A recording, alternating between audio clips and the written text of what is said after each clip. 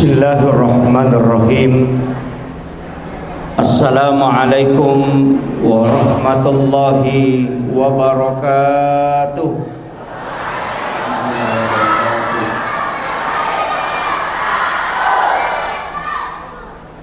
Alhamdulillahilladzi rafa'al mustafa manasibal insani wal bushra wa ja'ala israhu min makkata muqaddasi fi lailata wahidatin ayatal kubra. Wassalatu wassalamu ala asyrafil anbiya'i wal mursalin sayyidina wa maulana wa habibina wa syafi'ina wa ala alihi wa ashabihi wa sahabatihi ajma'in. Allahumma salli ala sayyidina Muhammadin tibbil qulubi wa dawaiha wa afiyatil abdani wa shifaiha wa nuril absari wa diyaiha wa ala alihi wa sahbihi wa sallim. Qala Allah Ta'ala fi kitabihil karim, a'udzu billahi minasyaitonir rajim, bismillahirrahmanirrahim. Subhanalladzi asra bi 'abdihi lailan minal masjidil haram ilal masjidil aqsa alladzi barakna haulahu linuriyahu min ayatina innahu huwas samiul basir. Sadaqallahul azim wa nahnu ala dzalika minas syahidin wasyakirin. La haula wala quwata illa billahi wa huwal aliyyil azim. Yang saya hormati dan saya muliakan Bapak anggota DPRD yang sempat hadir bersama kita, semoga Allah Subhanahu wa taala memberikan keberkahan hidup sehingga mampu menjalankan amanah untuk melayani umat. Yang saya hormati dan saya muliakan Bapak yang mewakili Bapak Camat beserta seluruh unsur muspikah yang sempat hadir, Bapak dari kepolisian dan Bapak dari TNI, seluruh tokoh masyarakat, tokoh agama, para alim ulama, ibu-ibu majelis taklim dan seluruh hadirin wal hadirat tanpa terkecuali. Alhamdulillah, pada malam hari ini kita bersyukur nasabang kaki napasita rupa pong Allah Ta'ala dalam satu acara peringatan peristiwa Isra dan Mi'raj Nabiullah Muhammad sallallahu alaihi wasallam. Saya bersyukur atas kerja keras panitia dan pelayanan yang sungguh sangat luar biasa. Saya memohon maaf secara pribadi, mungkin ini hal yang sangat memberatkan mengurus penceramah. Sebenarnya saya itu Pak punya satu prinsip, saya tidak mau dijemput. Jadi selalu mengatakan kalau di daerah jangan jemput saya kalau panggil ceramah. Kapan dijemput saya tidak datang. Jadi saya harus datang sendiri. Tapi kalau menyeberang begini harus dijemput karena tidak lihat jalan. Alhamdulillah, semoga Allah memberikan keberkahan kepada seluruh yang mengurus agama Allah Subhanahu wa taala. Saya campur bahasa Bugis dengan bahasa Indonesia ya. Iya, alhamdulillah. Pertama, peristiwa Isra dan peristiwa Mi'raj itu ada dua hal. Jadi angka Nabi hanya diisrakan, tapi dia tidak dimi'rajkan. Itu Nabiullah Musa alaihi salam bersama Harun dan juga Nabi Lut. Itu diisrakan oleh Allah, diperjalankan di malam hari. Tapi dia tidak mi'raj. Deni pendre ukulangi. Tapi ada juga Nabi yang hanya dimi'rajkan, tapi tidak diisrakan. Itu Nabiullah Isa alaihi salam, langsung diangkat oleh Allah ke langit kedua. Jadi Nabi yang sudah diisrakan dan juga ada Nabi yang sudah dimi'rajkan oleh Allah sebelum Rasulullah. Tapi alamalabina Nabi Muhammad sallallahu alaihi wasallam selain diisrakan dia juga dimi'rajkan. Jadi diisrakan, diperjalankan di malam hari. Kendro pole dari Mekah, kemudian dibawa ke Madinah, baru dibawa ke Bukit Tursina, baru dibawa ke Baitul Lahmi, baru dibawa ke Masjidil Aqsa. Jadi Rasulullah itu tidak langsung ke Masjidil Aqsa, bukan dari Masjidil Haram ke Masjidil Aqsa. Lai bawai jolok loko Madinah, napai suruh mas sempajak don rakang, dan disitulah dibangun Masjid Nabawi. Napai pateru Nabi taloko Bukit Tursina, onronna Nabi Musa sifat bicara langsung sebab Allah Ta'ala. Wa kallamallahu Musa taklima, dan disitulah Nabi Musa menerima wahyu. Kemudian Rasulullah melanjutkan perjalanan, dibawa ke Baitul Lahmi, 10 km arah selatan, kurang lebih 10 km arah selatan Masjidil Aqsa. Disitulah lahir Isa bin Maryam, dan Nabi diminta sholat sunnah 2 rakaat. Kemudian dimasukkan ke dalam Masjidil Aqsa di Palestina. Baru Rasulullah diminta menjadi imam untuk para nabi dan rasul. 24 nabi dan rasul menjadi makmum, dan Rasulullah menjadi imam. Itu isyarat bahwa Rasulullah adalah imamnya para nabi dan rasul. Tapi perlu diketahui, maka dia sampajange tanya apa kasih baru. Aja tak ada boleh menimam meraja Nabi tak napang kesampajang. Nabi Musa itu sudah sholat, Nabi Ibrahim itu sholat, Nabi Zakaria sholat di dalam mihrab. Hunalika da'a Zakaria rabbah, qala rabbi habli min ladunka suryatan thayyibatan innaka sami'ud du'a. Di dalam Al-Quran dikatakan wa huwa qaimun yusolli fil mihrab. Matangangi taton Nabi Zakaria mas sampajang, ukilalan na mihrabna nilaudolori pong Allah Ta'ala. Maryam itu sholat, Nabi Isa diutus untuk zakat dan juga memerintahkan sholat. Jadi semua nabi sininna nabi dan ia suroe angka mana perintah sampajan na lolongang. Jadi perintah sholat bukan ibadah baru. Aja tak kada angka mani nabi tak napa ada perintah sholat, itu tidak. Apalagi nabi tak waktuna diambil dari Mekah, naibawa lo Madinah, isuruh memang ni mas sampajan. Berarti sudah ada sholat sebelum Mi'raj. Ini penting saya luruskan dulu, supaya kita paham betul bahwa ternyata sholat itu bukan ibadah baru. Kemudian setelah Nabi melaksanakan sholat di Masjidil Aqsa, didampingi oleh malaikat naik ke langit pertama, ketemulah ia dengan Nabiullah Adam alaihissalam. Jadi penghuni langit pertama selain malaikat, angka cidi Nabi, itu Nabi Adam yang menjemput Nabi di langit pertama. Naik ke langit kedua, ketemulah dia dengan Nabi Yusuf dan Nabi Yahya. Ini Nabi seumuran, anaknya Nabi Zakaria, sedangkan Maryam itu Nabi Zakaria pelihara. Jadi ya Maryam Nabi Zakaria piara okobolana. Kemudian nanti dia melahirkan anak, itulah Isa. Nabi Zakaria punya anak, itu namanya Yahya. Makanya Nabi Yahya dengan Nabi Isa ini adalah sesaman. Kemudian melanjutkan perjalanan, ketemu ya dengan Nabi Yusuf. Di langit berikutnya ketemu dengan Nabi Idris. Naik lagi satu tingkat, ketemu dengan Nabi Harun. Naik lagi satu tingkat, ketemu dengan Nabiullah Musa alaihissalam. Naik lagi ketujuh, ketemulah ia dengan Nabiullah Ibrahim alaihissalam. Kemudian malaikat melanjutkan perjalanan ke atas langit ketujuh. Angka mopa unrangokoro, namanya Baitul Ma'mur. Disitulah malaikat bertawaf setiap waktu. 70.000 malaikat bergantian bertawaf di Baitul Ma'mur. Di sana ada Ka'bah Baitullah yang lurus dengan Ka'bah yang ada di Mekah.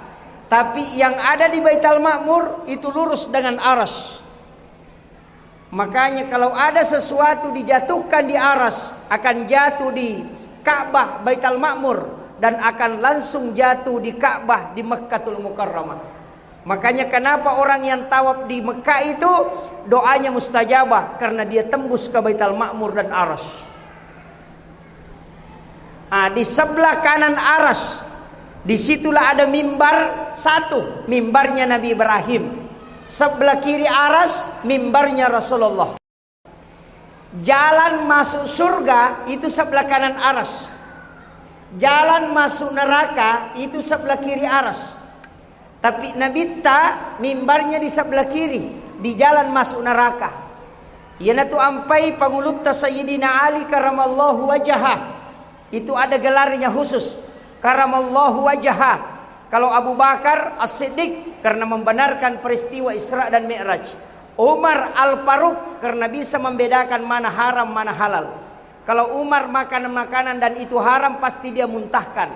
Kalau makanan tidak halal, itu saking perutnya sudah bisa membedakan mana halal dan mana haram. Sehingga diberi gelar dengan Al-Faruq. Kemudian Sayyidina Ali, ialah gelar karamallahu wajhah karena dia tidak pernah melihat kemaluannya selama hidupnya. Itu karamahnya Sayyidina Ali sehingga diberikan kekeramatan pada wajahnya. Kemudian Rasulullah ditanya, kenapa magi mimbarat ya Rasul namun sebelah kiri, bukankah itu jalan masuk ke neraka? Rasulullah mengatakan betul, saya meminta kepada Allah supaya diletakkan di sebelah kiri karena di situ jalan masuk ke neraka. Kelak nanti umatku ketika ada yang digiring masuk ke dalam neraka, ya ko angka melo ipatama ranaka, saya akan turun dari mimbarku dan bersujud di hadapan Allah supaya orang ini diampuni dan dimasukkan ke dalam surga.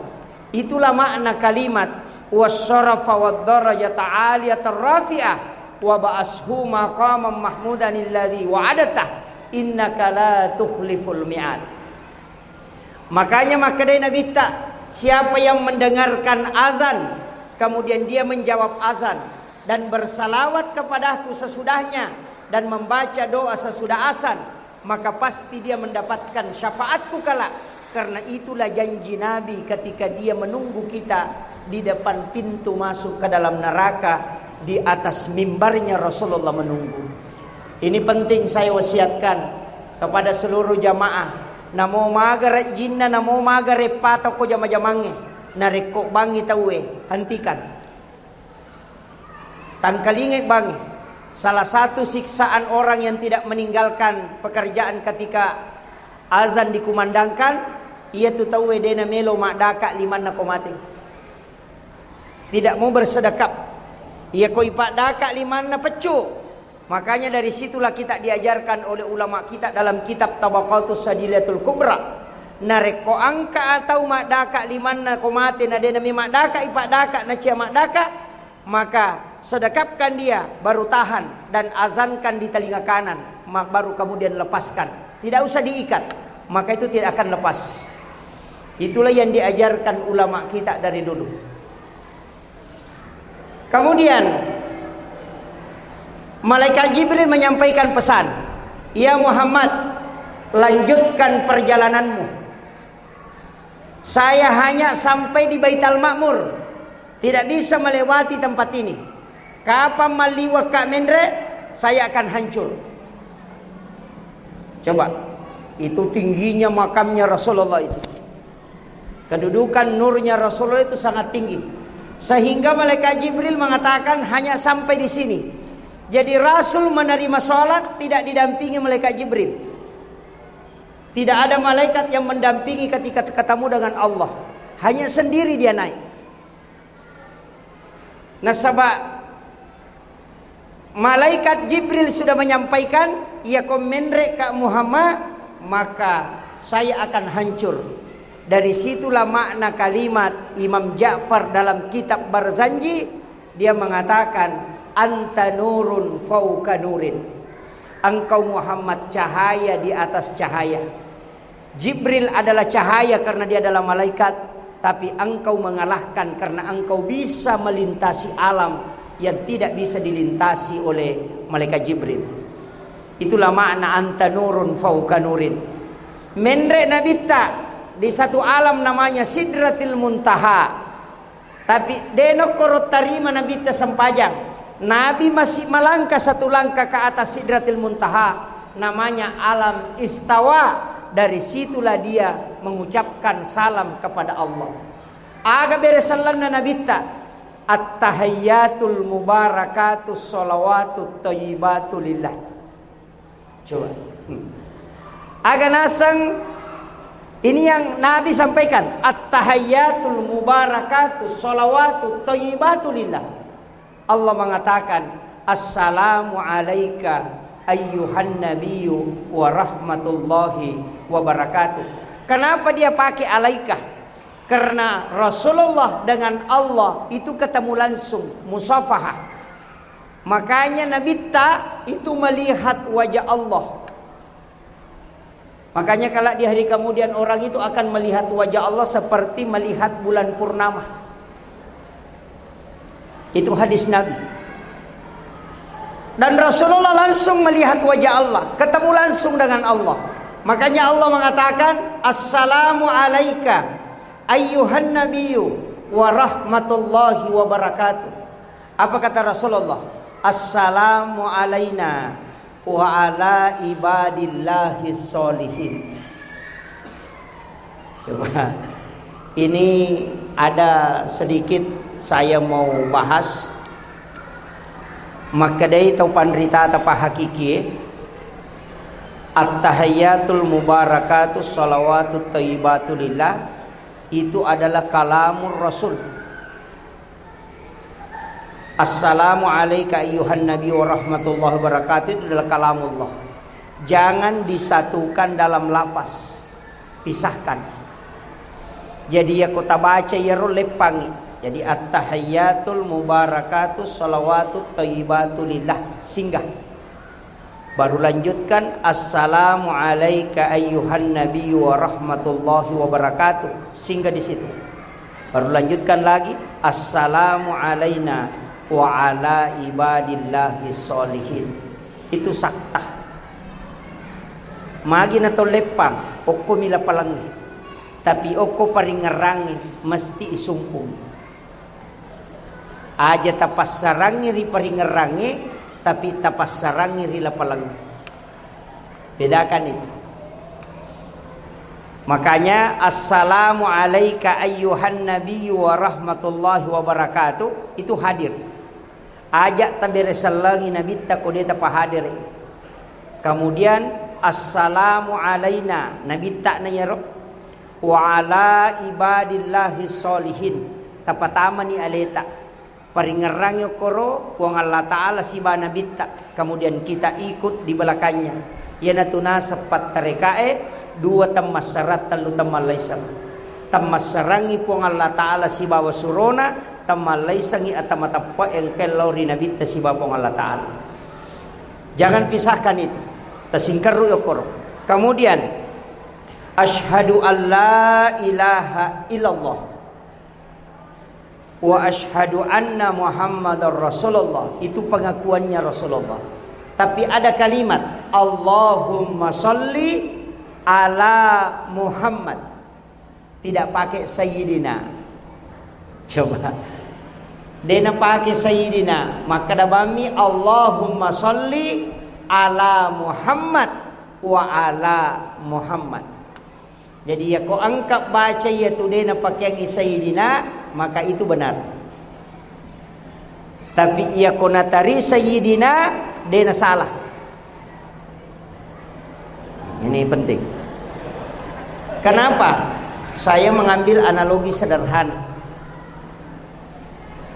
Misalnya, ia tu sayyidina mapakiad lori nabita. Contohnya pada komilau ka wairinu, maka da tabe talenga wairinutta satu gelas. Kemudian datanglah satu jamaah membawa air minum satu gelas. Napanapalenna okuyase na mimbare. Itu melaksanakan perintah. Tapi narekomalay wairinu si kaca. Napamala lepa-lepa natariwi yawana napatadangi. Napanapendre ukiyase na mimbarae, maka ia tutawe melaksanakan perintah dan mapakiada. Jadi ya ko angkat tau baca Allahumma sholli ala Muhammad, maka dia melaksanakan perintah. Tapi nareko na baca Allahumma sholli ala sayyidina Muhammad, maka ia tutawe mapakiada illori nabita. Itu tidak ada salahnya. Silahkan mana yang mau dipakai. Ini penting. Kemudian Solawat. Selesai mas salawat, dari situlah Nabi kemudian turun. Saya tidak bahas tadi waktunya naik karena nanti turunnya kita bahas. No inabita didampingi kembali ketika sampai di Baitul Ma'mur. Didampingi turun ke langit ketujuh. Siruntu alena pangulutta Nabiullah Ibrahim alaihissalam. Makutana Nabi Ibrahim, ya Muhammad, agamu pulang. Coba, manusiawi pak. Ya kong kata Allah sompa Malaysia, sidrap korewa ilo sidrap, aga nakutana teh angka gamilo. Ya kong kata upole sidrap, lau Malaysia, latu oko Malaysia itanay angka gabaje. Angka tau pole Mekah ke sidrap ditanya aga na poleang, maka day cere gincung cila sujadang, cere kristal. Jadi setiap orang yang pernah melakukan perjalanan dena kutana tema kada aga muita niga mewa siruntuk cidi bapa kutanana aga na poleang. Nabi Ibrahim pun demikian. Pole Nabi tasiruntuk pong Allah Ta'ala rewa isiruntuk Nabi Ibrahim, iya miro nakutana Nabi Ibrahim aga mu poleang Muhammad. Maka dia Nabi tersempajang nasa siaga kada 50 waktu. Aga nasa Nabi Ibrahim, Muhammad, iya ko najamai umatmu as-salanganga. Aku titip salam kepadanya. Salam itulah kita baca kama shallaita ala Ibrahim. Padahal namode ta baca iyaro as-sota sumpajata. Salat itu bacanya cuma 5 pak yang wajib.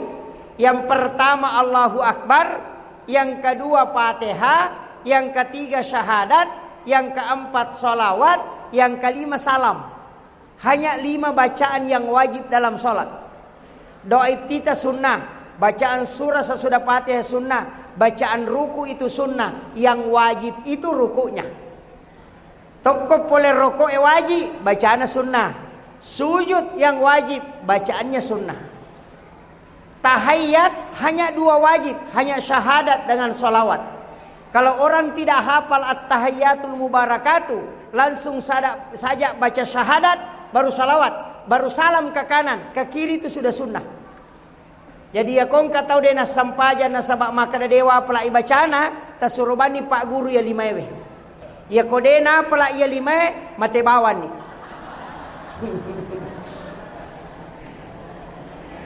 Paling mudah.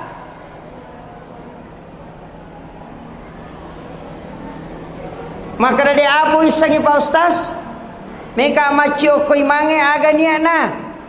Akada bani wakate jamai sampajan na jamai pu imang. Allahu Akbar. Selesai. Paling mudah toh. Ulama kita itu sudah mengatur.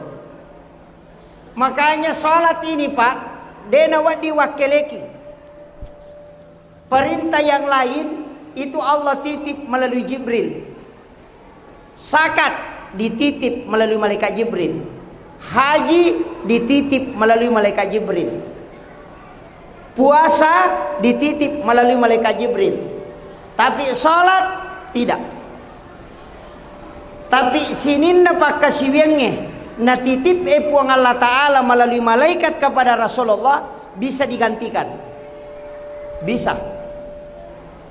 Zakat ia kota nedi pasui boleh anak ta yang menunaikan zakatnya. Jadi kong kata sogi anak na wajar ni zakatna boleh.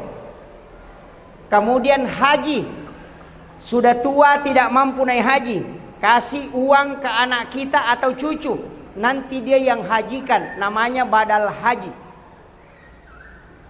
Puasa bisa diganti dengan makanan, bisa, namanya fidyah kalau tidak mampu.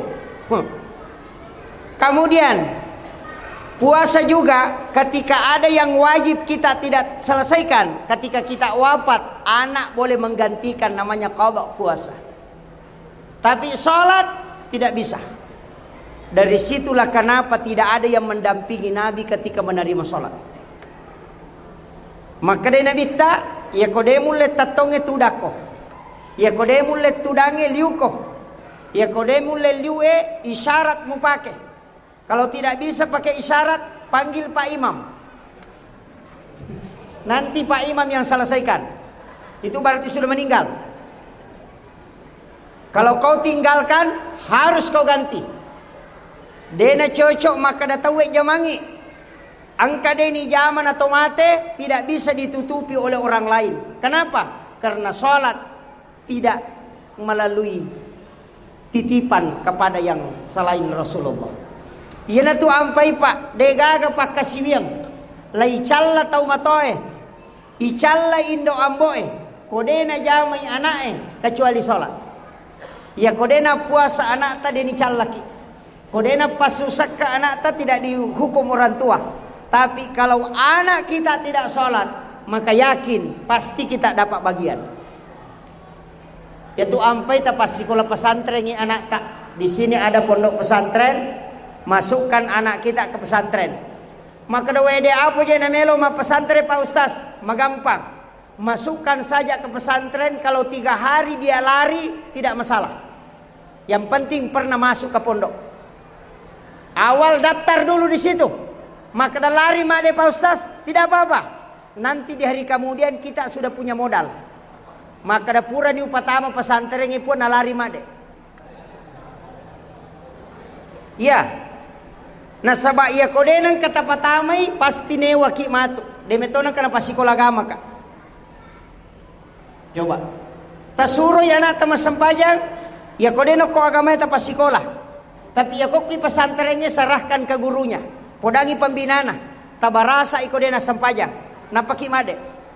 Ya mato ko sorimonri kodena sempajang anata, tapodangi malaikat. Pura tu podak guruna ya narola mutanai. Aja nana ya murusu. Selesai persoalan. Iya. Kan begitu Jipa. Saya selalu mengatakan, biarkan anak-anak mulai dari SMP sampai SMA dia mengenyam pendidikan agama. Magai narekomasu imatu makuliah dan caji paremang tidak masalah. Kalau nanti dia mau sadar, dia tahu jalan kemana dia tempuh. Karena dia sudah pernah belajar agama. Tapi ya kodega dasar agama nalau pero, namelo mainga agama na pikau. Itu kuncinya. Pentingnya dasar agama. Aja tamasela ko batta ya nata. Ya tu ko ki pesantrennya pa angka mana tau batta. Na sabaya tu pesantrennya bengkele mematomi. Ya tu bengkele oto kappo. Oto masolang ko mana ti patama. Jadi ya ko kappo ya nata itate patunarewa. Ya ko pusumi lai lap-lap minarewa. Jadi angka tu anak ko pesantrennya pa iba rasa memato pa na pamahinga. Nasabah tahu kepo tapatama. Kan begitu. Ini harus dipahami. Saya bersyukur di sini ada Asadiyah. Ya. Asadiyah Pak ya. Pesantren Asadiyah. Saya minta kepada seluruh anak-anakku yang di Asadiyah sekolah, nanti kalau ada umur panjang selesai di sini, datangi makamnya guru kita, Guru Tasa'ada di Sengkang. Datangi makamnya, bacakan suratul Fatihah, kemudian berdoa kepada Allah. Puang talingga baraka turuk pada toha baraka angkai talingnya tau pandritewe. Itulah yang dikatakan dengan tawassul.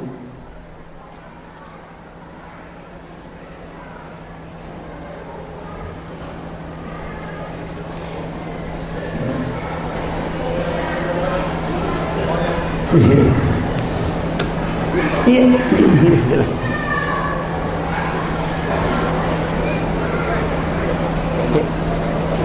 Oh iya.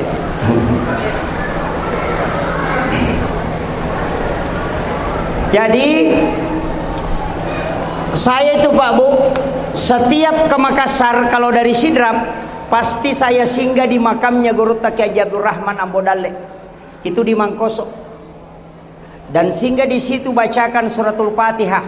Selesai membacakan suratul Fatihah, Saya berdoa kepada Allah, puang, talengak kasih barakah, taleti barakah anak-anak dan keturunanku, pada barakah angkai talengnya tau pandritah. Itulah namanya tawassul. Ia mina salah, nareko makadaki, oh ambo anu, pas salama kae. Itu namanya tawassut, itu yang musyrik. Tapi dah kangi. Mega tahu dene sepisah kangi mana tawassul mana tawassut. Kalau datang meminta berkah kepada Allah hanya di atas kuburan, itu adalah tawassul. Maka kenapa datang ke kuburan, kenapa bukan di rumah? Rasul menyampaikan, setiap malam Jumat ruhnya orang muslim yang meninggal itu dikembalikan ke kuburnya oleh Allah. Makanya Nabi ziarah makam itu setiap malam Jumat. Nanti menjelang subuh baru pulang ke rumahnya. Di sini ada yang pernah ziarah makam subuh hari? Degagah? Oh. Analoginya sederhana. Ya ko angka tau melo ki mewe siruntu pasti tanai komeki lo bolana. Aswaga tangka ko bolata. Ya ko makadai saya ada di rumah hari Kamis malam Jumat. Kalau mau ketemu pada saat datang ke rumahnya, maka datangi pada saat dia ada. Rasulullah sudah menginformasikan bahwa ruhnya orang muslim yang telah wafat setiap malam Jumat itu dikembalikan ke kuburnya oleh Allah. Makanya Nabi ziarah sekitar jam 12 malam. Itu malam Jumat, nanti menjelang subuh baru pulang. Karena dia musafahah birruh. Nabi itu melihat tembus ke ruh. Pandangan Rasulullah itu tembus. Sehingga dia bersilaturahmi dengan sahabatnya. Makanya dia paling tahu kapan ruh dikembalikan oleh Allah ke kubur. Makanya Rasulullah mengatakan ziarah kubur memperkuat iman. Kenapa? Karena memang datang ke kuburan malam Jumat sendiri pasti kuat iman.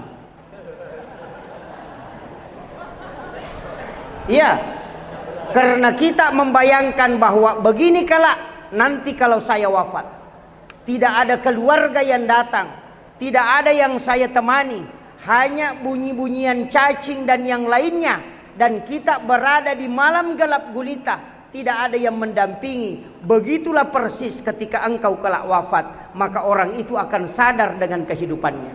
Maka ziarah kubur bisa membangkitkan iman ketika kita melaksanakan sesuai yang diperintahkan oleh Nabi. Tapi kita datang kalau sudah lebaran, pagi-pagi datang ke kubur, baru berkelompok-kelompok lagi, pakaiannya rapi-rapi, langsung angkat tangan, difotolah dia, selfie, angkat tangan,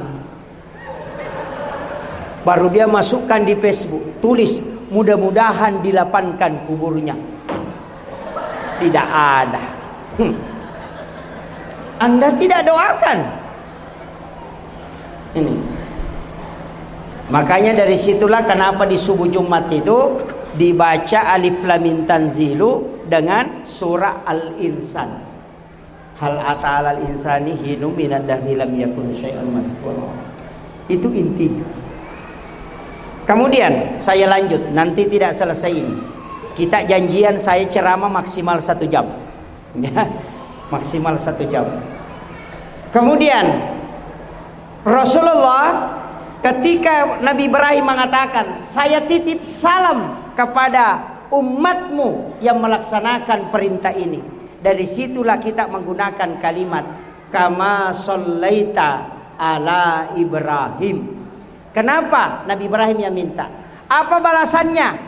Siapa yang menerima salamnya Nabi Ibrahim atau mendoakan Nabi Ibrahim dalam sholatnya, maka Nabi Ibrahim mengatakan, setengah dari pahala sedekahku aku akan simpangkan untuknya. Itu pahala sedekahnya Nabi Ibrahim, Pak, tidak ada yang kalah. Karena satu-satunya Nabi yang bersedekah sampai sehari ini selain Rasulullah adalah Nabi Ibrahim. Nabi Ibrahim itu berdoa, ya Rabb, berikan aku kesempatan. Aku ingin memberi makan kepada seluruh hambamu. Mulai saat ini, kata Ibrahim, sampai dunia kiamat. Coba doanya. Saking dermawannya Nabi Ibrahim. Dan Allah ternyata kabulkan. Disuruhlah malaikat Jibril masuk ke dalam surga, mengambil segenggam kapur, baru diserahkan ke Nabi Ibrahim. Dan kapur itulah yang ditaburkan Nabi Ibrahim di dalam lautan, sehingga itulah yang menjadi garam. Maka tidak ada orang satupun hari ini yang tidak makan garam. Itu sedekahnya Nabi Ibrahim. Tapi Nabi Ibrahim berpesan, ada dibaca dalam kitab-kitab ulama kita, bahkan dalam kitab Ihya Ulumuddin. Anak-anak pesantren harus buka kitab ini, karangan Hujjatul Islam Imamul Ghazali. Dalam bab makanan, ketika dia membahas adab makan, di situ dia tulis salah satu hadis Nabi, siapa yang makan garam sebelum memakan makanannya, dan setelah makan makanannya dia makan garam, maka Allah akan menganugerahkan kecerdasan sebagaimana kecerdasannya Nabiullah Ibrahim alaihissalam. Itulah rahasianya ulama dulu. Kalau ada anak-anak mau cerdas, suruh dia makan garam sebelum makan nasi. Dan setelah makan nasi suruh dia makan garam, karena dia akan dicerdaskan otaknya. Karena itu doanya Nabi Ibrahim. Yang kedua, saya temukan dalam buku hadis-hadis Nabi dalam tinjauan sains, ternyata terbukti siapa yang makan garam sebelum makan nasi atau makan makanannya, maka dia tidak akan pernah kena keracunan makanan. Itu hikmahnya luar biasa. Yang paling mantap, yang paling bagus, ternyata disebut dalam kitab Kansun Najah wa Surur. Siapa yang makan garam sebelum makan makanannya, dan setelah itu dia makan garam lagi sedikit, maka dia tidak akan pernah lama syahwat ketika dia melakukan itu. Jadi barakahnya itu Pak, tidak akan lama syahwat orang yang makan garam sebelum makan nasi. Itu hikmahnya. Cuma kadang kita tidak lakukan. Saya kemarin dari Lombok Tengah, bulan 12 saya di Lombok Tengah silaturahmi dengan guru Tuan Guru Turmuzi. Di sana orang makan garam sebelum makan nasi. Santri-santri itu seakan-akan diwajibkan, dan cerdas-cerdas memang Pak. Makanya kongka anata meloki komacai, dan juga sehat, suruh dia makan garam halus sebelum makan nasi. Dan itu ada di kitabnya Hujjatul Islam Imamul Ghazali, ulama yang dikenal dengan ulama sufi. Itu luar biasa Pak. Ini penting saya sampaikan. Itulah sedekahnya Ibrahim untuk kita. Nah, sebabnya itu Nabi Ibrahim itu nenek kita, makanya kita adalah cucunya. Begitulah nenek Pak, selalu mengingat cucunya. Jadi ya kongka nenek makanja nengerang apona. Jadi betul Nabi Ibrahim mengingat kita dan menyimpankan satu berkah besar, yakni dia meninggalkan garam. Kemudian yang kedua, turunlah Rasulullah diantar ke langit ke-6, si runtuk Nabiullah Musa alaihi salam. Nabi Musa bertanya, Muhammad, agamu pulang? Jawabannya Rasulullah, salat. Berapa? 50 waktu. Langsung Nabi Musa mengatakan, tunggu dulu Muhammad, itu kebanyakan. Umatku lagi meraja, panjang umurnya dan kuat-kuat, itu berat dia lakukan kalau 50, apalagi umatmu. Disitulah Nabi tersadar. Guru Al-Mukarram Kiai Haji Abdul Muin Yusuf Kalisidendreng mengatakan begini, seorang pemimpin yang hebat, seorang pejabat yang hebat, ketika dia memimpin adalah sebelum dia menetapkan satu aturan, dia akan berpikir apakah mampu nanti orang yang ikut kepadaku melakukan ini. Rasulullah ketika diingatkan oleh Nabi Musa, aganasa nabita, betul Musa. Maka naiklah Rasulullah meminta kepada Allah, dikurangilah 5. Nabi Musa mengatakan naik lagi Muhammad, naik lagi Rasulullah, sampai 9 kali bolak-balik, sampai tinggal 5 waktu saja yang tersisa. Nabi Musa masih minta, Muhammad naik lagi, minta kepada Allah, cukup 2 saja. Rasulullah mengatakan, setiap saya naik dikurangi 5, sekarang tinggal 5. Kalau saya naik lagi sudah habis. Itu wajar Pak. Makanya Rasulullah mengatakan, ai dena wendre Musa, pakoniro, ini pun saya sudah berat. Nabi Musa tersenyum, kemudian dia katakan 2 kalimat, hafal ini Bu, ini berkahnya luar biasa. Apa kata Musa?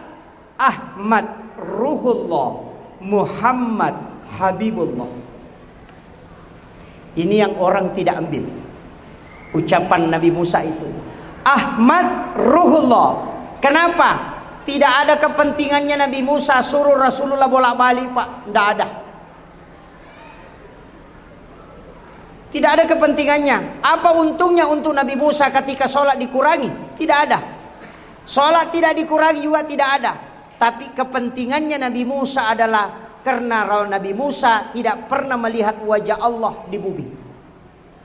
Tidak pernah ketemu dia Allah sama Allah. Agak pale dan nami puang Allah Ta'ala nang kalinga di bukit Tursina. Wa kallamallahu Musa taklima. Dari situlah Nabi Musa ketika Nabi ketemu dengan Allah, wajah Rasulullah, di situ ada nurullah yang masuk ke wajahnya Nabi, sehingga Nabi Musa menikmati wajahnya Allah yang terpancar di wajahnya Rasulullah, sehingga Nabi Musa hanya mengatakan Ahmad Ruhullah, Muhammad Habibullah.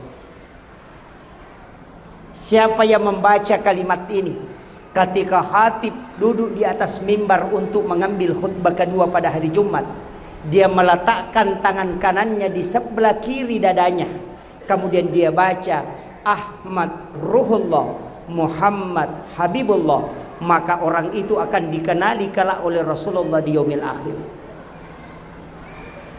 Itu jalan pintas. Sudah dihafal Pak Bu? Hafal? Belum. Pendek sekali.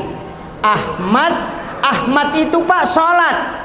Itulah kenapa alif berdiri, ha ruku, mim sujud, dal sujud, mim duduk. Mim sujud, dal duduk. Kan alif berdiri, alifu tetong, ha roko, mim sujud, dal tudang. Tulisannya Ahmad. Kepala mim, dada ha, pinggul mim, kaki dal, tulisannya Muhammad.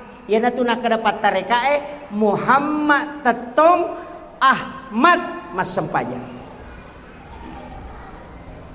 Terpaham nih? Tahu Pak Koling memang supaya gampang kita paham. Saya mengambil kaidah lain supaya mungkin ini lebih gampang kita pahami.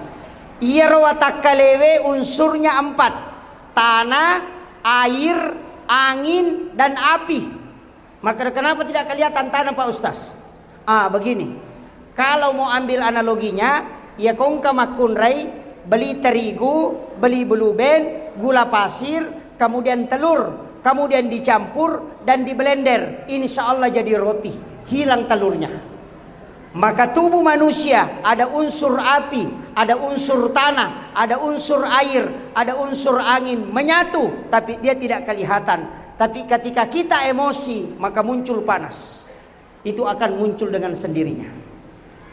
Nah, makanya unsur inilah sifatna api tetong, sifatna angin ngerokok, sifatna wae suju, sifatna tanah tudang. Ia matotu maka ada Ahmad. Watakalewe mas sempajang. Ahmad rahasia itu adalah Nurun Muhammad. Dan Nurun Muhammad itu adalah bapaknya ruh kita. Karena bapaknya kita ini yang di dunia, itulah bapak kita di dunia. Tapi bapaknya ruh adalah Nurun Muhammad. Nurun Muhammad pada diri itulah yang disebut dengan rahasia.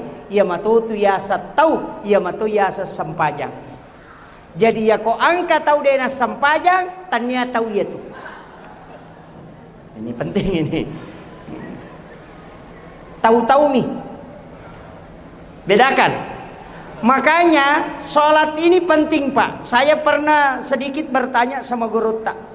Pak Kiai, aga isa na sampajangnya. Langsung maka ada guru tak. Aja waktu nangis na. Namo olina de tumisang. Ya.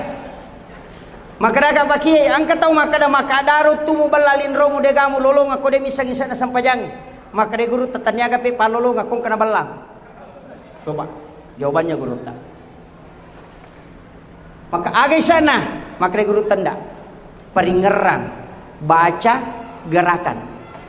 Telu aga-aga nak dia mulai pasuku. Tidak ada yang bisa sempurna. Angka tahu makanja gerakanna, masalah peringeran. Angka tahu makanja peringeranna, lesei bacaan. Tapakan jaki baca, tapakan jaki paringan rata, tak lupai maka dasian rakan. Pakan jaki rakaatna ya lupai baca. Maka kata Allahu Akbar. Lese matu itu. Kenapa? 3 hal.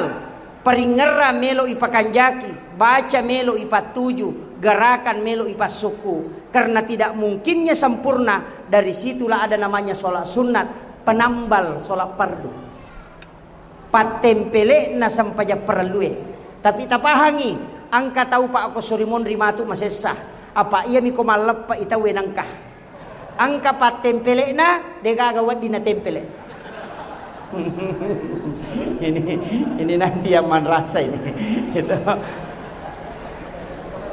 Itulah alasannya kenapa kita sesudah salam membaca istighfar 3 kali.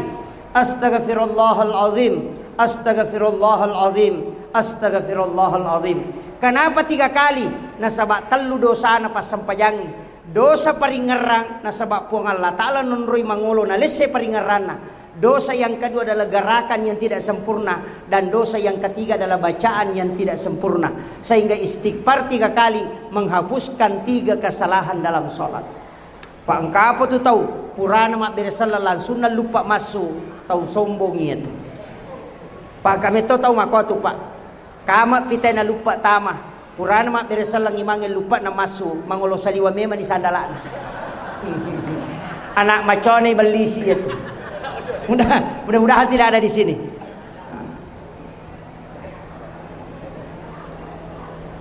Kemudian Rasulullah itu turun sampai ke Nabi Adam. Itu Nabi Adam pak menitipkan satu nikmat besar kepada kita.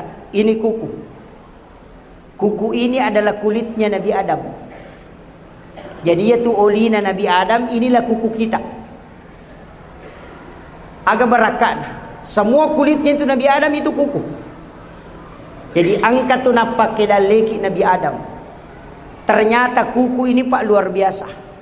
Orang tua dulu kalau mau minum itu dia celupkan kukunya di air minum.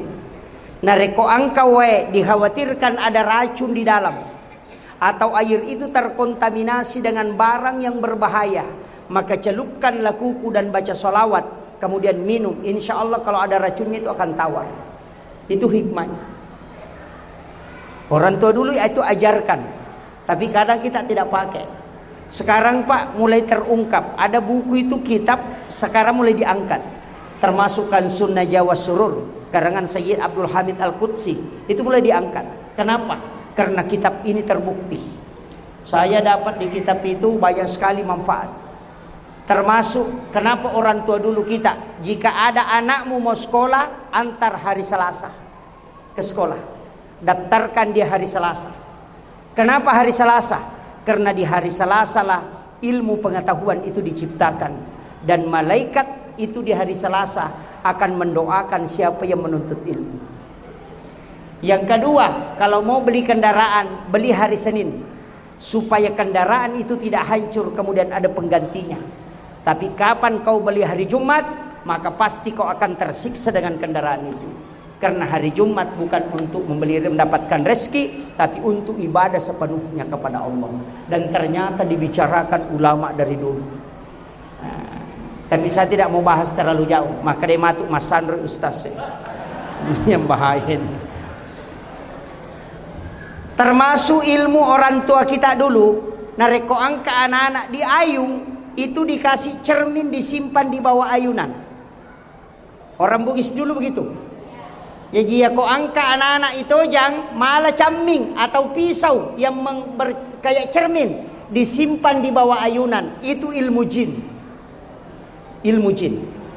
Karena di dalam cicak itu ada jin namanya Ummi Sibyan yang bisa membunuh janin dalam kandungan, bisa mencekik anak ketika dia tidur. Sehingga badannya biru-biru, punggungnya biru-biru. Sehingga dia mengambil cermin. Karena hanya satu cara yang bisa mengusir Ummi Sibyan dari cicak adalah meletakkan cermin supaya kena pantulannya.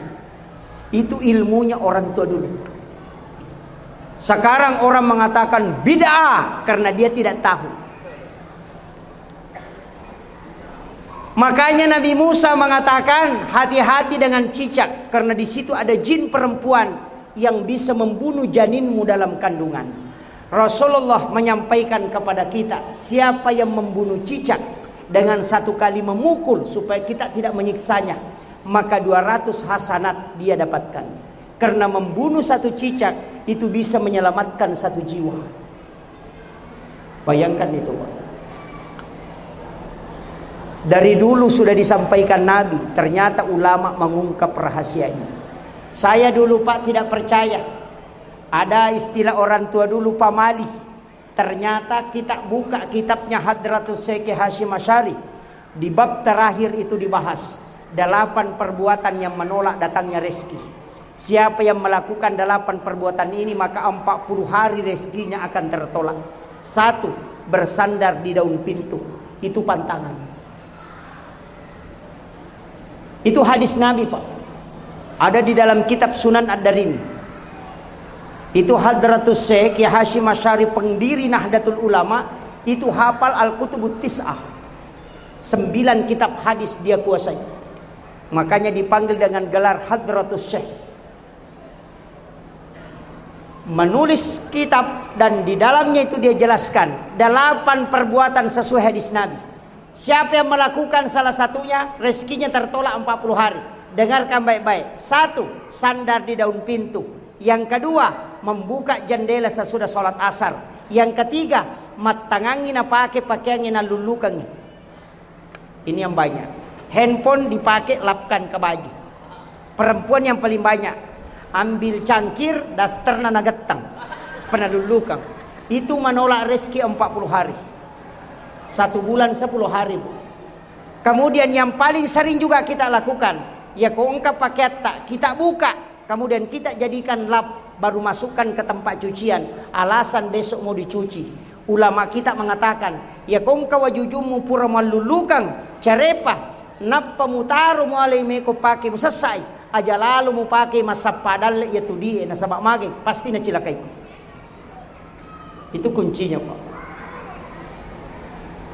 Dia itu nak kada bawa tomato lo pemali, dia minis sangi dalele ne sampai makada pemali, betongan na dia na wedding. Karena ada mudaratnya. Orang sekarang tidak bilang pemali, apa nasab?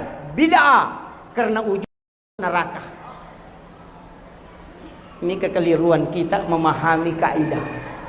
Orang tua dulu itu beradab sehingga takut menyalahkan orang. Maka ada bami pemali. Kemudian memotong kuku selain hari Kamis, Senin dengan Jumat. Kalau ada orang potong kuku, ambil jari telunjuk, jari tengah, jari manis, jari kelingking, ibu jari. Mulai dari kanan, baru pindah ke kiri juga demikian. Kalau kaki, langsung ambil dari kanan ke kiri. Maka orang itu tidak akan kena penyakit kulit. Itu hikmahnya. Kalau dia potong kuku, ambil jari telunjuk, baru ke jari manis. Baru masuk jari tengah, baru jari kelingking, baru ke ibu jari. Begitu juga kiri. Maka orang itu tidak akan miskin hingga dia meninggal. Coba, semua itu sudah diatur, Pak. Ini berkat pemberiannya Nabi Adam ini. Jangan sekali-kali memotong kuku di dalam kamar. Rasulullah sudah mewasiatkan, sebelum memotong kuku berwudulah. Karena di bawah kuku itu ada jin, dan itulah jin yang sangat panas hawanya. Makanya madari ini ko matoba ki okilala kamarae. Pura ki matoba, kuku dibuang, tapi jinnya tidak akan pernah keluar. Ia natunang kabola maka palayon roy. Masuk ke kamar sangat panas hawa sehingga kita tidak bisa tidur. Sebenarnya adalah jin kuku yang kita letakkan melalui dari kuku yang kita lepaskan di dalam kamar, tapi kita tidak berwudu sebelumnya. Itu kuncinya. Makanya kalau mau memotong kuku berwudu dulu. Gunting rambut berwudu dulu. Kenapa? Siapa yang berwudu sebelum memotong kuku, semua kuku yang terlepas dari tubuhnya tidak pernah berhenti berzikir hingga hancur. Ketika itu dalam keadaan suci. Dan kelak akan menjadi saksi. Nah, ini cuma kadang kita tidak lakukan. Kemudian saya lanjut, turun ketemu tadi Nabi Adam. Nabi ketika sholat dijaga 2 hari. 2 hari Rasulullah dijaga. Tapi Nabi bersedih. Magi nama sara nyawana Nabi tak, karena Rasulullah mengingat solat yang 50. Dan datanglah malaikat Jibril memberikan obat kepada Nabi. Ya Muhammad, jangan bersedih. Allah memberikan hikmah dari solat yang kau tinggalkan. Baca Subhanallah 33, Alhamdulillah 33, Allahu Akbar 33. Kenapa 33 Pak? 17 rakaat ditambah 33, maka jumlahnya adalah 50. Itulah jumlah rakaat solat yang diterima Rasulullah pertama. Tapi untung Pak, untung sekali ada Nabi Musa. Kene degage Nabi Musa manrasai Pak Bangi.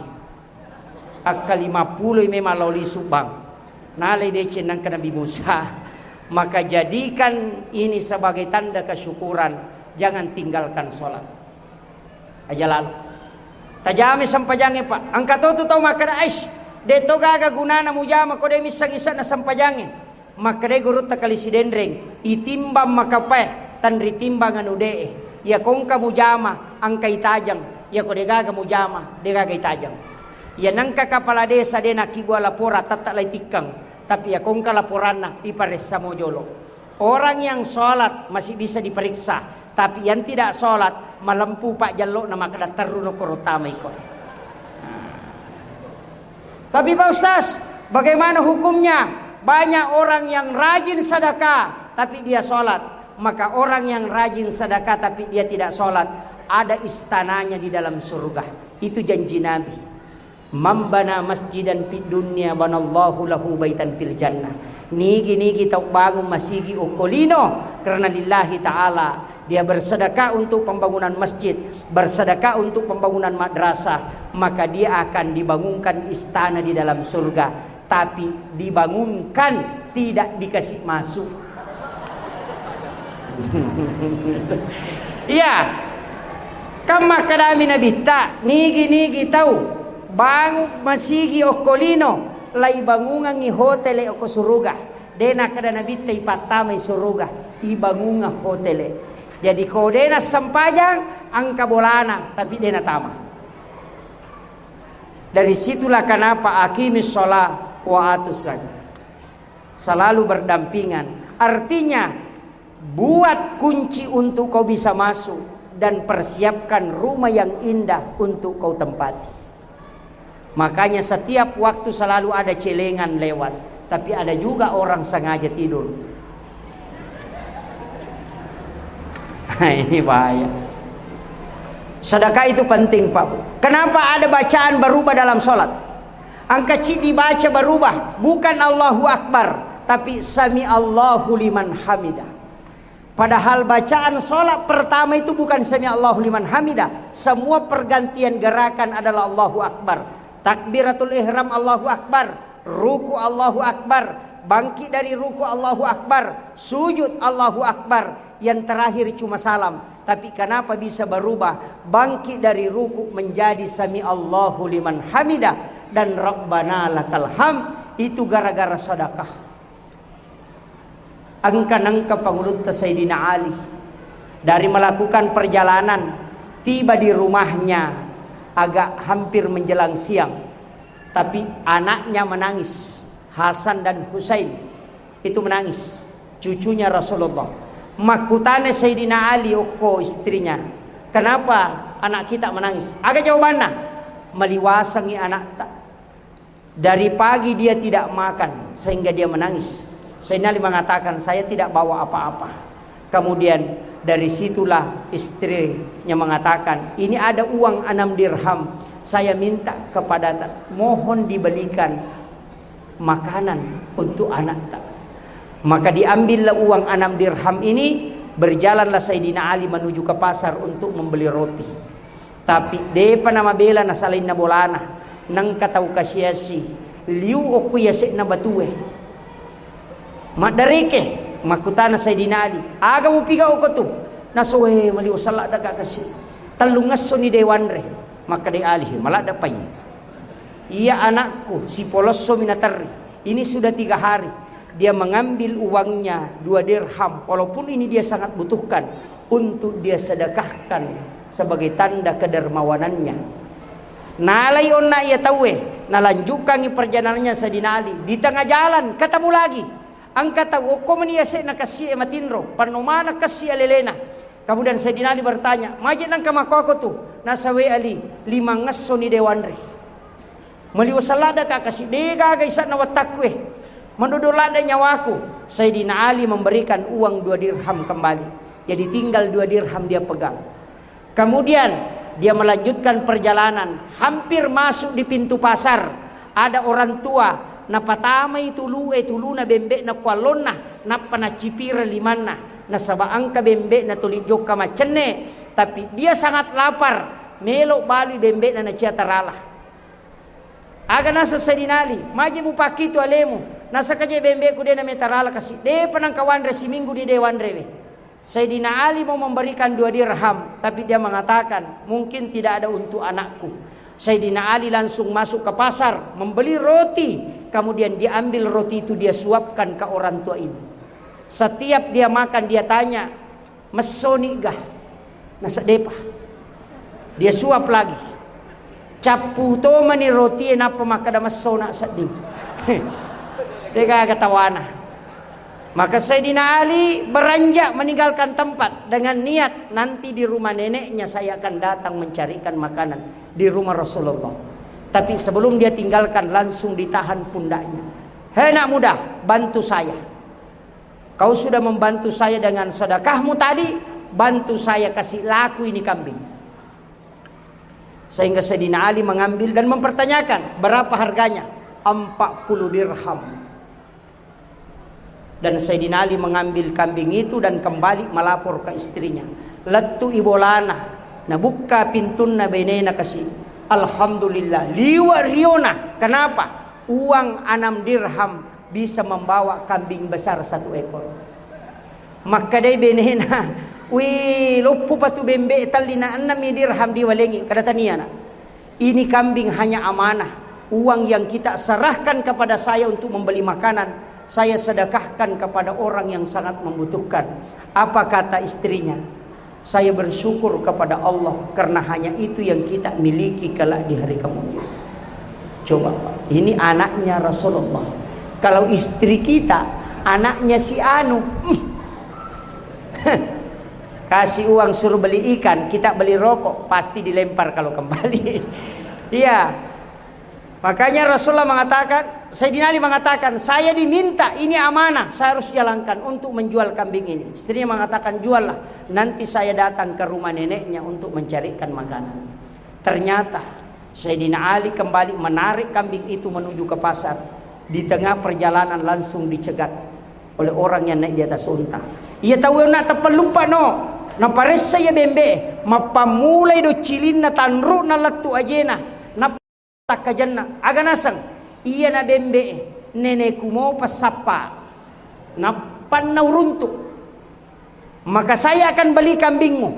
De pana sampa Sayyidina Ali maka da melome may balu nasa juallah 100 dirham. Aganasa Sayyidina Ali, saya tidak jual. Ya kumakitumbo wali 200 dirham. Sayyidina Ali mengatakan tidak, saya tidak jual. 300 dirham. Sayyidina Ali mengatakan tidak. Sampai dia tawar 500 dirham. Sayyidina Ali mengatakan, saya tidak jual. Orang tua ini bertanya, berapa kau mau jualkan? Sayyidina Ali mengatakan, 40 dirham. Coba, ada orang sungai nyamuk begini.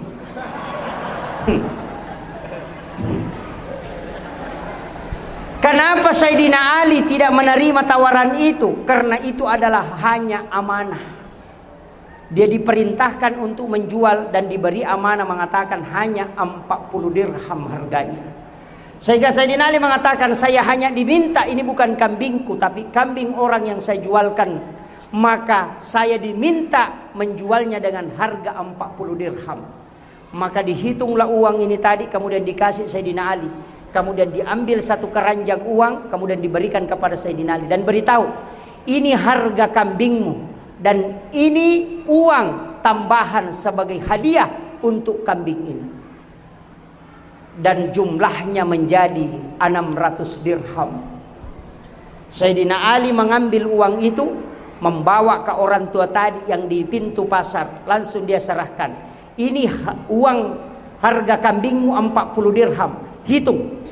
Setelah selesai dia hitung, dia ambil yang di kantong besar. Ini hadiah kambingmu, silahkan ambil. Dia tidak ambil, Pak. Kemudian Sayyidina Ali menangis, meneteskan air mata. Kenapa? Karena dia melihat bayangan kepalanya sudah masuk waktu duhur. Sayyidina Ali tidak pernah masbuk selama hidupnya dalam sholat. Terih masalah narekodena dapi bere jamaah. Maka berjalanlah dia mau pulang, kemudian ditahan pundaknya. Hei Ali, berhenti dulu. Langsung dia kaget. Dari mana orang ini tahu namaku? Langsung maku tanah. Musamuka gambo. Nasa dewi sang. Maka da musa ganiga malli niga min laudi okrosi depe bolamu. Saya tidak tahu. Maka da iya matukut. Niga mole di oko tangana lalange yang tidur di atas pasir. Maka saya tidak dewi sangi. Maka da iya matoya tu. Niga malli bembemu. Maka dia Sayyidina Ali, saya tidak tahu, dia orang kaya karena banyak uangnya. Dia mengatakan tania, yang membeli itu adalah saya. Maka dia Sayyidina Ali, nigai kau. Kenapa kau bisa berubah seperti itu? Dia mengatakan, saya adalah malaikat Jibril yang diutus oleh Allah menguji keimanan kepadanya. Uang 6 dirham yang kau sedekahkan di jalan Allah sekarang menjadi 600 dirham. Ambil ini, sedekah langsung dari Allah yang diberikan kepadamu. Berkat kedermawananmu dalam bersedekah. Diambillah uang itu, kemudian Sayyidina Ali menangis. Berjalan, ya Allah, jangan sampai karena rezeki ini saya lalai dari takbir pertamanya Rasulullah. Tidak sebanding dengan rezeki yang kau berikan dengan apa ketika saya tidak bisa mengikuti takbir pertamanya Nabi. Dia menangis di jalan mengatakan, setiap Rasulullah keluar dari pintu kamarnya dia akan melihat wajahku. Hari ini dia tidak melihat wajahku. Betapa malunya aku kelak di hari kemudian di hadapanmu. Hanya karena harta segini saya tidak melihat wajah Rasulullah keluar dari kamarnya di waktu sholat. Itu Sayyidina Ali, Pak. Kemudian ternyata Bilal sudah azan dan Bilal mau iqamat. Rasul keluar dari pintu kamarnya, ternyata tidak melihat Sayyidina Ali. Disitulah Rasul bertanya, "Kegilau Ali?" Nadigago kunron. Maka dia sabak kamu je bitaw na ya Rasulullah. Maka dia nabita, tunggu dia sebentar. Jangan dulu iqamat. Nabi kembali masuk ke dalam kamarnya. Rewa nabita memang tidak ada ini. Kemudian dia melihat keluar tidak ada Sayyidina Ali. Kemudian Rasulullah mengatakan, iqamatlah. Inilah isyarat. Maka dia ko angka tahu. Tulilaw mak berejama setiap waktu. Natakok degagay o konronan ng kami ko kampungi. Wat dito itajat-taja pa. Tapi iya ko tahu denang kanalaw masigi aja lalo tatajang. Dito tas sampajan na masyang. Dari situlah Imam Tasyafi mengatakan azan itu adalah panggilan, iqamat adalah memulai salat, maka ya ko mulli itawe aja musalaybi.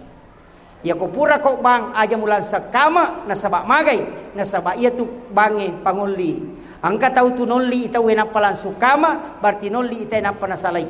Tapi maka day Imam Mali niga suroy matanga. Ya na tu ampai Imam Mali dia tidak sholat sunnah sebelum sholat maghrib. Inasang Imam Mali tahu rajin law mak berejama ya ko de panabat tawe nang kana ko masigi.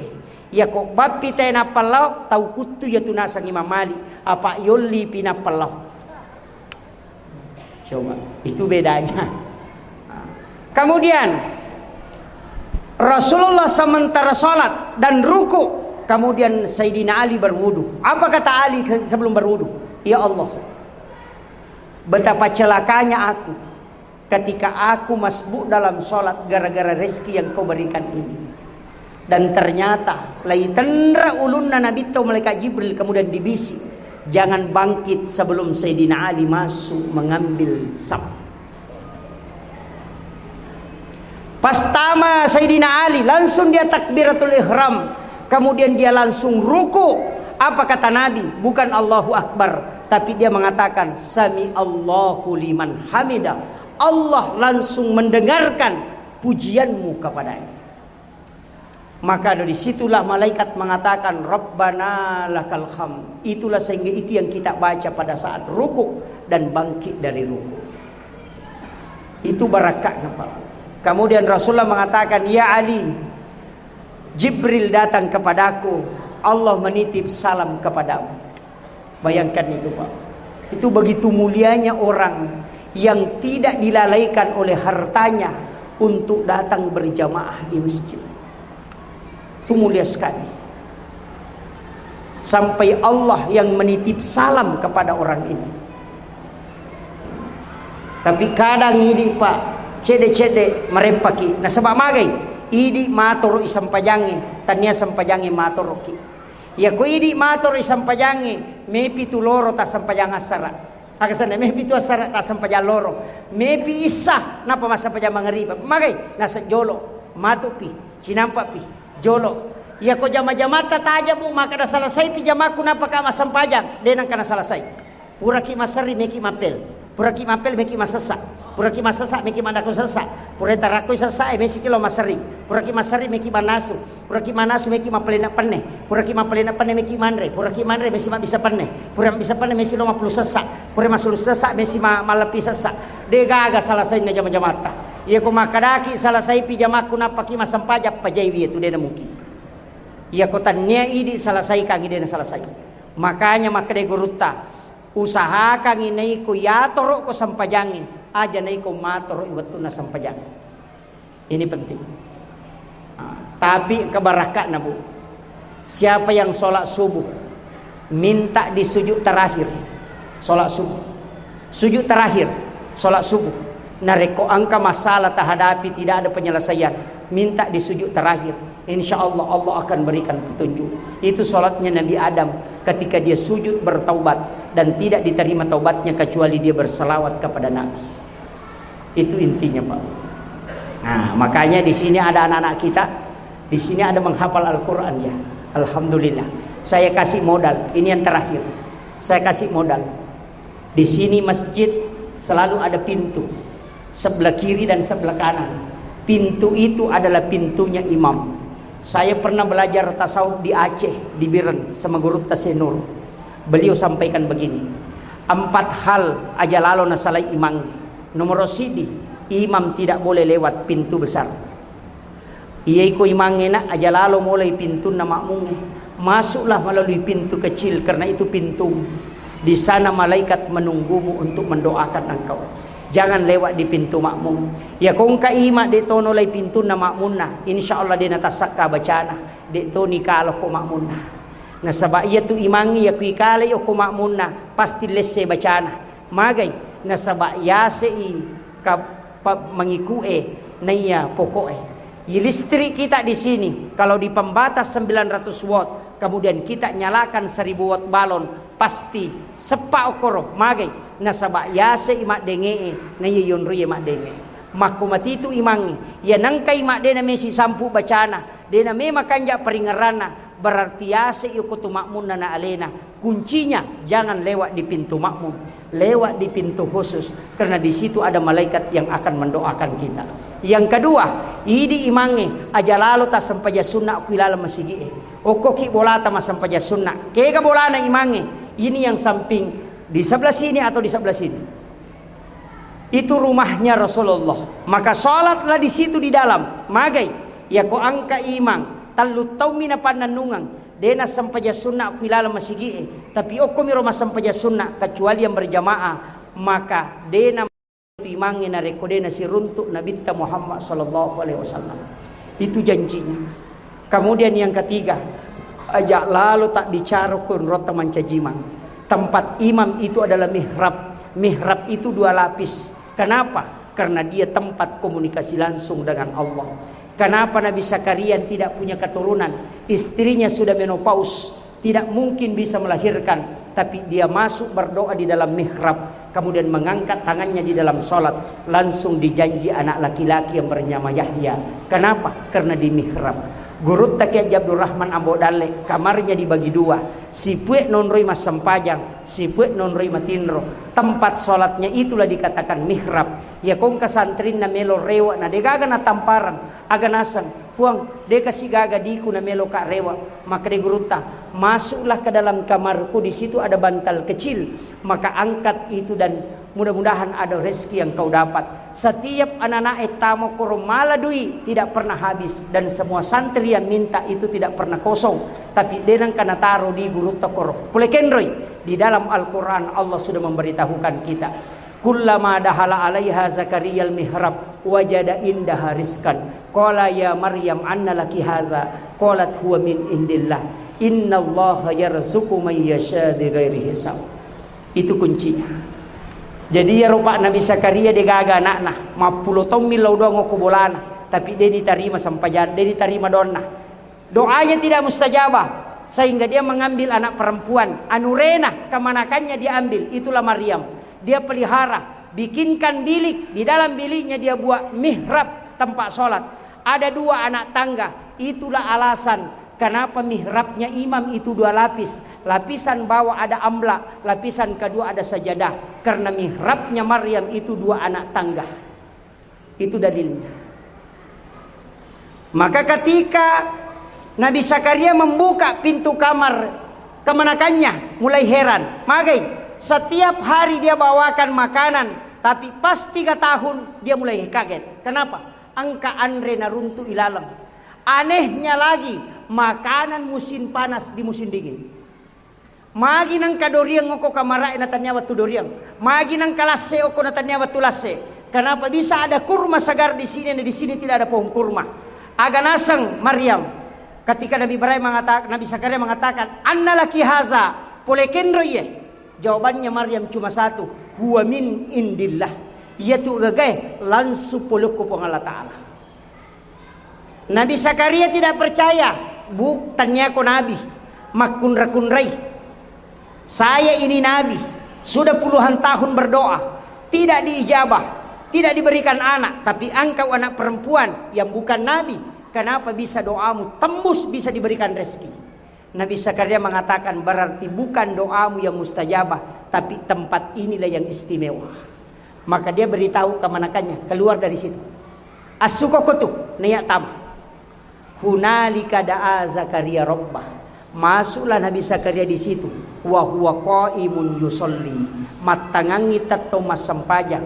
Rilalanna mihrabna Maryam. Aganilaw Nabi Zakaria, Rabbi habli min ladunka zurriyatan thayyibatan innaka sami'ud du'a.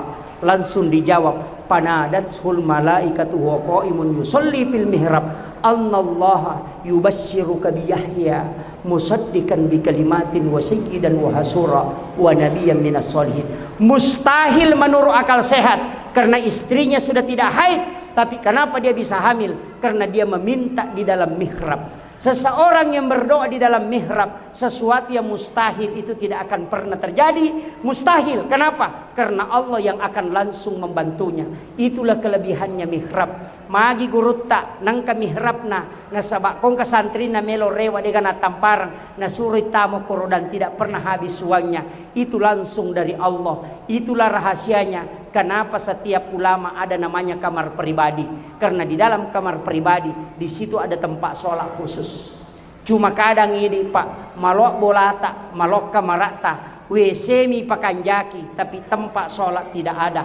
Puluhan juta anggarannya membuat WC dan kamar mandi, tapi mihrab untuk berdua-duaan dengan Allah.